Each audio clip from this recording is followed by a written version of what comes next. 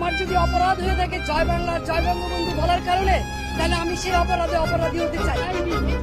আওয়াজ তুলেছে, এই শহরের মানুষকে কথা বলা শিখিয়েছে, অন্যায়ের বিরুদ্ধে প্রতিবাদ করা শিখিয়েছে।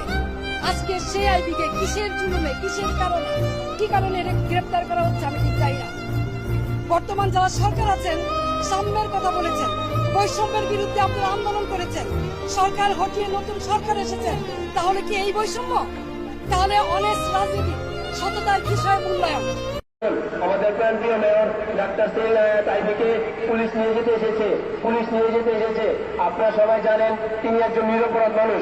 আপনারা সবাই জানেন তিনি একজন নিরপরাধ মানুষ। আপনারা দয়া করে সবাই অতি দ্রুত আমাদের মেয়রের বাড়ির সামনে চলে আসুন। আমরা আজকে যে কোনো কিছুর বিনিময়ের মূল্যে আমরা আমাদের মেয়রকে রক্ষা করব। যে কোনো কিছুর বিনিময়ের মূল্যে আমরা আমাদের মেয়রকে রক্ষা করব। আপনারা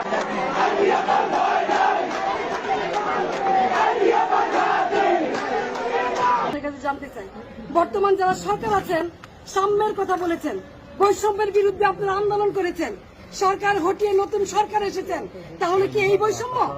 তাহলে অনেস্ট রাজনীতি, সততার বিষয় মূল্যায়ন। আমি তো বাড়িতেই ছিলাম, আমি তো পালাই নেই, তাহলে এইভাবে আমাকে অ্যারেস্ট করতে হলো কেন? সেই জবাব জনগণের কাছে চাই, জনগণের